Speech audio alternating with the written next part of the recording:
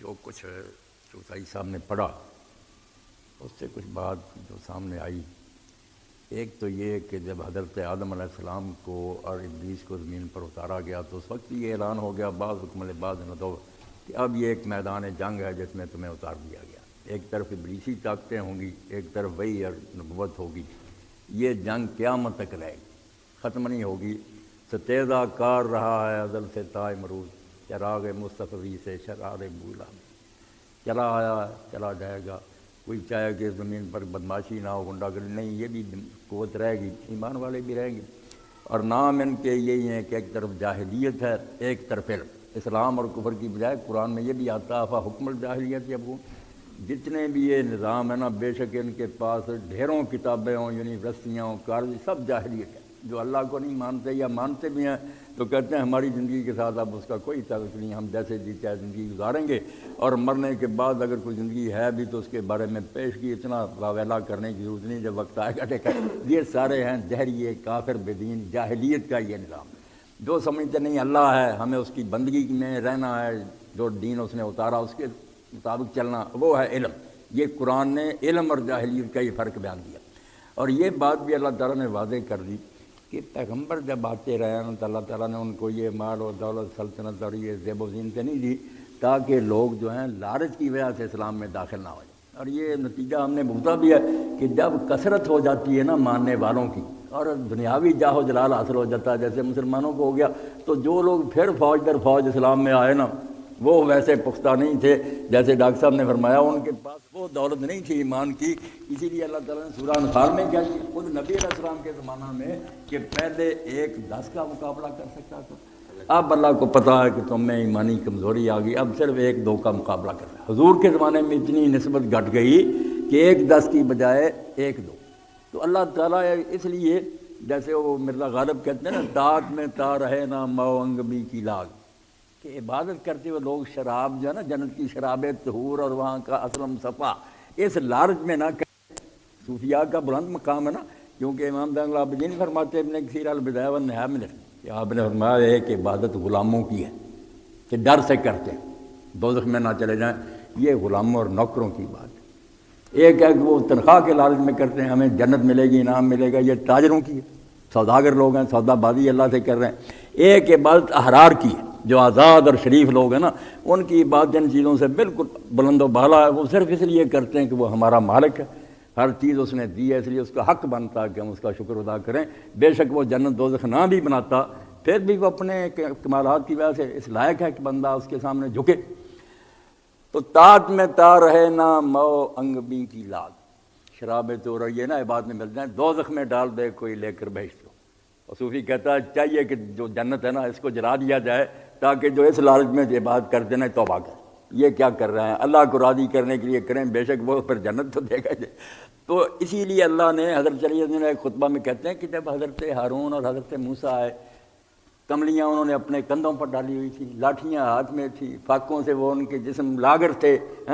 تو فرعون نے کہا تم آ گئے ہو خدا کے پیغمبر ہو کر، میرے قبضے میں ملک مصر ہے، دریا میرے حکم سے بہہ رہے ہیں، لشکر ہیں، محلات ہیں، تم کون ہو اللہ کے نبی، کائنات کے مالک نے تمہیں بھیجا غریبوں کنگالوں.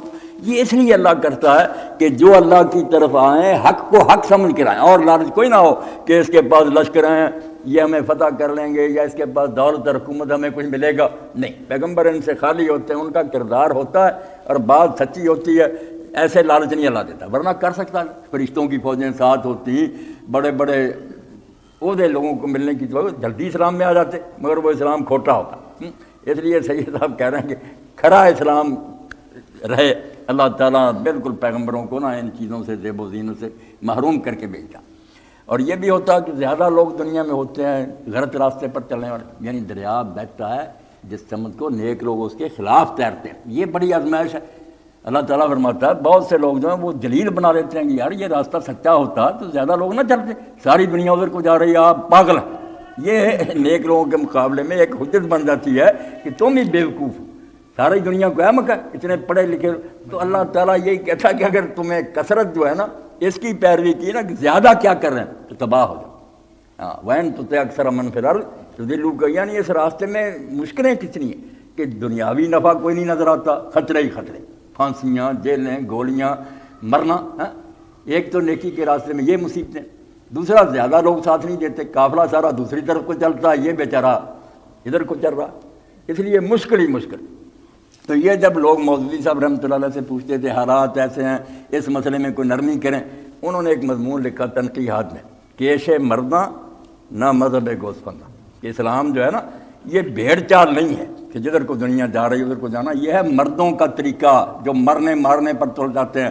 ایک دفعہ فیصلہ کر لو، اگر یہ اس راستے پر نہیں چل سکتے، جس پر لوگ چلتے ہیں چلتے جاؤ، جو حشر ان کا ہوگا تمہارا بھی ہو جائے گا، اور اگر اسلام پر چلنا ہے تو بس بات ختم کرو، اس میں قدم قدم پر یہ نہیں ہوگا کہ لوگ کیا کرتے ہیں، یہ دیکھا جائے گا کہ اللہ کیا کہتا ہے۔ اس لیے سید صاحب نے یہ ساری باتیں کہیں کہ ایک تو اسلام اور جاہلیت کا فرق سمجھنا چاہیے کہ اللہ کے نازل کردہ دین کو چھوڑ کر جو کچھ ہے نا، بے شک دفتر ہوں کتابوں سب جاہلیت ہے، علم وہی ہے من بعد ما جاءکم العلم جو اللہ کی طرف سوچ رہا، باقی سب جہالت ہے، لکھنے پڑھنے سے وہ علم نہیں بن جاتا، کوئی علم نہیں، علم میں کہ رہب حق نہ نمایت جہالت ہے، جو علم اللہ کا راستہ نہیں دکھاتا وہ کیا علم، وہ سارا ہے کہ نا کباڑ خانہ ہے، علم وہ ہے جس سے اللہ کا راستہ معلوم ہے۔ مشکل، بہت مشکل، طرح طرح کی آزمائشیں، یہاں تو سارے کٹتے ہیں نا۔ حکیم صاحب عبداللہ شاکر تھے، اللہ تعالیٰ پتہ نہیں آپ زندہ فوت ہی ہو گئے ہوں گے، جماعت اسلامی کے وہ شاعر تھے پنجابی کے، بہت اچھا لکھتے تھے۔ تو جب جنرل ایوب نے نا جماعت کو بین کر دیا، مولوی صاحب کو جیل میں بھیج دیا، سزائے موت کی باتیں ہونے لگیں، تو انہوں نے ایک نظم لکھی 16 صفحے کی تھی، بہت عمدہ مسدس تھی، تو 5 مصرے اور ہوتے تھے اور 6واں یہ آتا تھا پھر، اوکھی کاٹی مشکل پیدا عشق دیاں سوارا، یہ ضبط کر رہی تھی ایوب نے، پھر ضبط کر لی تھی کہ یہ نہیں ہونی چاہیے، تو شروع میں انہوں نے لکھا تھا کہ باغ خزاں دے رگڑے کھا کے ویکھے رنگ بہاراں دا۔ یہاں اگر کوئی توقع رکھتا نا کہ یہ سڑک صاف ہے اور جرنیلی ہے، سوار ہو جائیں اور جنت میں چڑھا، یہ نہیں ہوگا، مشکلوں سے بڑی ہے، مار روڈ نہیں، باغ خزاں دے رگڑے کھا کے ویکھے رنگ بہاراں دا۔ جی یہ لکھا